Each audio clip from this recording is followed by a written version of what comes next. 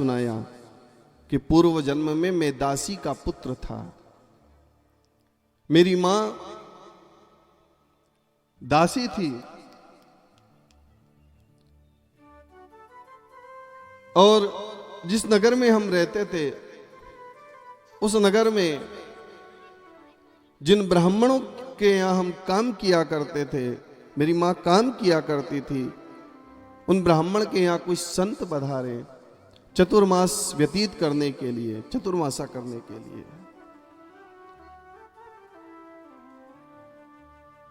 तो मुझे उन संतों की सेवा में लगा दिया।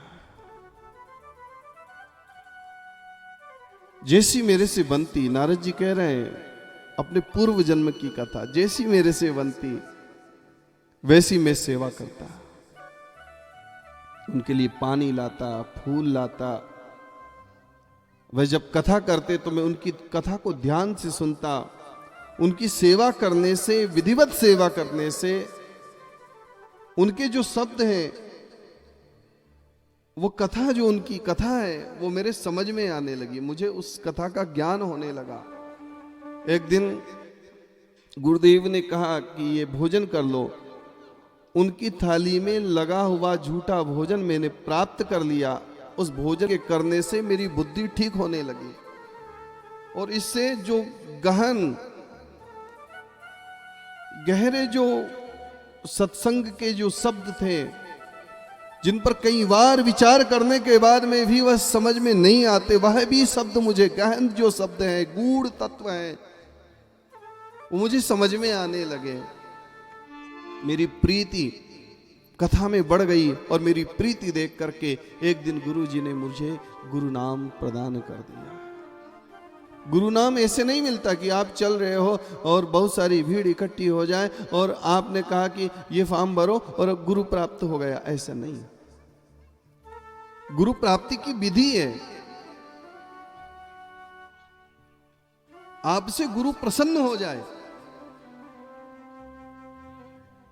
क्योंकि गुरु बनना, शिष्य बनना बहुत सरल है, गुरु बनना बहुत कठिन है। कैसे? शिष्य बनना बहुत सरल है पर गुरु बनना बहुत कठिन है। यदि आप किसी के गुरु बने मानो, तो उसका किया हुआ कर्म, शुभ और अशुभ, सब आपके माथे पर आएगा। विचार करना। और वो भी कौन सा गुरु? जो आपको मंत्र दे, जो आपके कान फूके, जो आपके कान में नाम दे। और नाम गुरु इसलिए देते हैं कि अब से जो है तुझे इस नाम का जप करना, ये नाम ही है जो तुझे भव से पार कर देगा। गुरुर ब्रह्मा गुरुर विष्णु गुरुर्देव महेश्वरः। गुरु की बड़ी महिमा है। तीनों देवता गुरु हैं। जो अंधकार से प्रकाश की ओर लेकर के जाए वही गुरु है।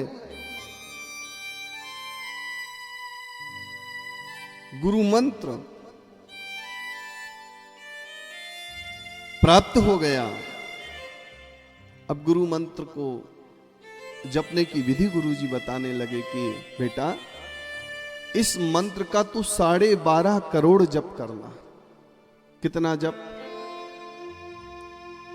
12.5 करोड़ जप। जो गुरु मंत्र का 12.5 करोड़ जप कर लेता है उसे प्रभु का दर्शन होता है। ये नियम है, शास्त्र विधि है। गुरु मंत्र का 12.5 करोड़ जप कर लिया जाए तो प्रभु का दर्शन अवश्य होता है, इसी जन्म में होता है।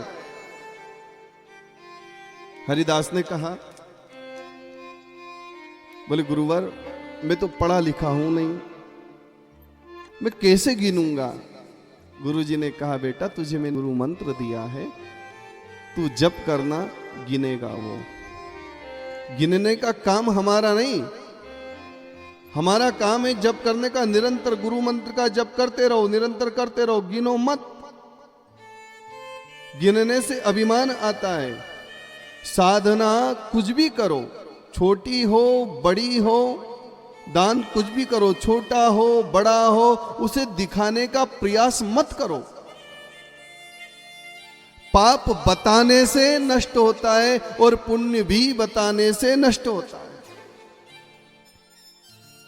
पाप छुपाने से बढ़ता है और पुण्य भी छुपाने से बढ़ता है। बोलो बोलो राधे राधे। बात समझ में आ रही कि नहीं? यदि पाप को, हमारा किया पाप हम लोगों में शेयर कर दें कि मेरे से ये गलती हो गई, ये गलती हो गई, अब मैं क्या करूं, अब मैं क्या करूं, वो जब जितने कानों में जाएगा, जितना आगे बढ़ता जाएगा कि आपका ये किया हुआ पाप, वो धीरे धीरे पल पल जितने कानों में जाएगा क्षीण होता जाएगा, कम होता जाएगा, पाप नष्ट हो जाएगा। इस प्रकार आप केवल कह देने मात्र से पाप रहित हो जाओगे। और ऐसा ही मामला पुण्य का है। जितने कानों में आपका पुण्य गया कि मैंने भैया इतना दान किया है, मैंने इतना दान किया है, जितने कानों में गया उतना ही धीरे धीरे धीरे धीरे क्षीण। बोलो राधे राधे। यदि पुण्य को बचाना चाहते हो तो छुपा के रखिए, और पाप को यदि नष्ट करना चाहते हो तो उसे शेयर करिए, उसे बताते रहिए। लेकिन होता उल्टा है ना? होता उल्टा है। जो बताना है वो हम छुपा लेते हैं, और जो छुपाना है उसे खूब।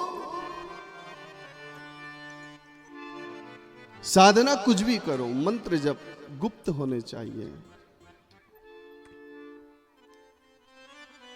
12-12.5 करोड़ जब हरिदास को अब करना है। एक दिन 4 मास पूरे हो गए। हरिदास जी के गुरुवर जाने लगे तो हरिदास उनके चरणों में गिर गए। बोले महाराज, आप चले जाओगे तो मैं अपना जीवन कैसे व्यतीत करूंगा? मैं कैसे आपके बिना रह सकूंगा? गुरु के चरणों में ऐसी प्रीति,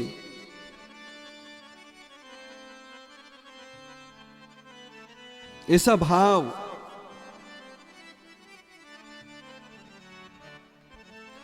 गुरुदेव से कहने लगे हरिदास जी महाराज, हे भगवान, मुझे अपने चरणों में ही रहने दो, मुझे भी अपने साथ ले चलो। गुरु जी ने कहा, बेटा अभी तेरी मां जीवित है, और मां और पिता इनका ऋण तेरे ऊपर है। जब मनुष्य का जन्म होता है ना, तो जन्म लेते ही उसके ऊपर कुछ ऋण प्रकट हो जाते हैं। पहला ऋण होता है देव ऋण,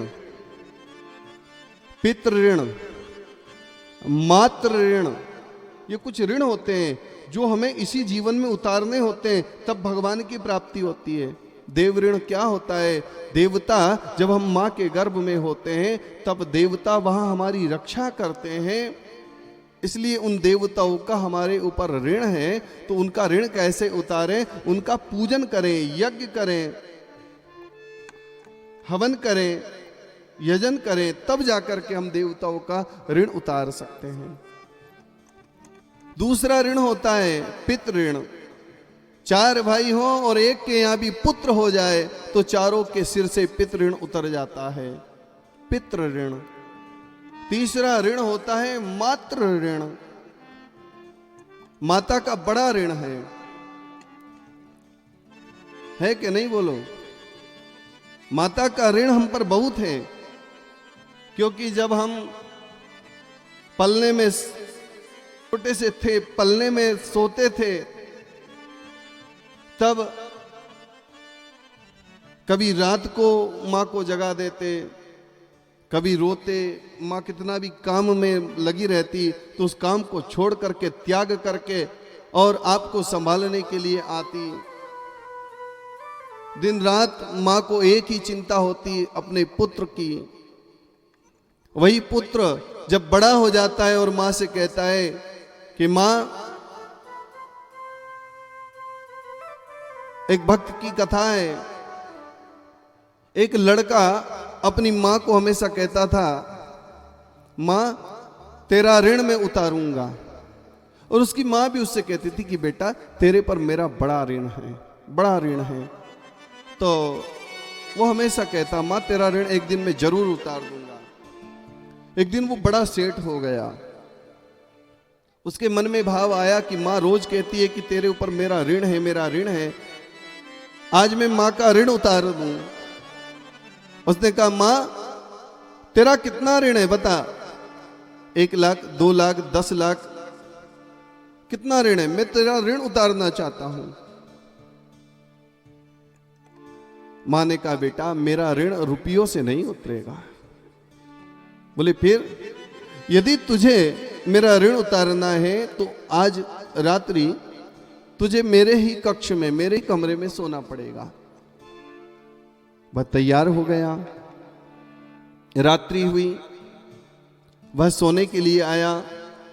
मां पहले से ही पलंग पर सो रही थी, वह भी आकर के बगल की पलंग पर जाके सो गया।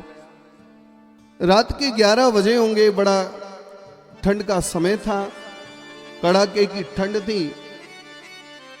मां जागी और मां ने कहा, बेटा बेटा मुझे पानी चाहिए। रात का समय, कड़ाके की ठंड, इसे नींद लग ही रही थी कि अचानक मां की आवाज इसके कान पर आई और आज ये ऋण उतारने के लिए सोया है। तुरंत उठा। हाँ मां। बोले मुझे पानी चाहिए। वो 1 लोटा भर के लाया, मां को दे दिया। मां ये लो पानी। और ये जाकर के अपनी पलंग पर सो गया। मां इसके पलंग के पास ही खड़ी होकर के पानी पीने लगी। आधा पानी पिया और अचानक हाथ से लोटा गिराया इसके ऊपर। कहने लगा, अरे मैया तूने क्या किया? मेरे को गीला कर दिया। अरे बेटा वृद्ध अवस्था है, बुढ़ापा है, ऐसी गलती हो जाती है। लोटा हाथ से छूट गया, ठंड का समय।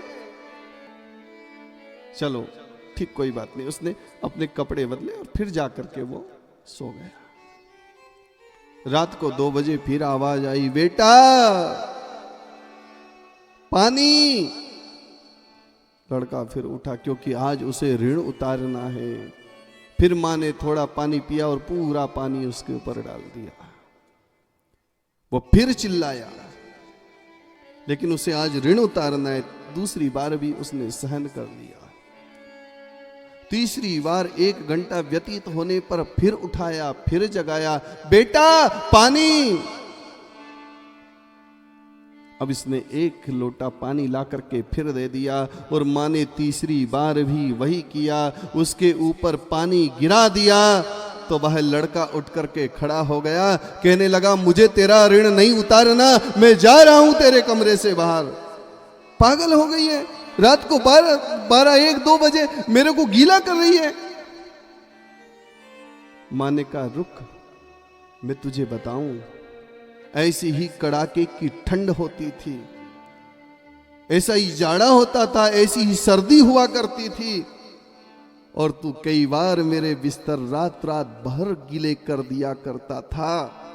कई बार तेरे गीले कपड़े पर मैं सोती थी, तेरे गीले बिस्तर में मैं सोती थी और तुझे सूखे में सुलाया करती थी। कई बार तूने रात रात भर मुझे जगाया है।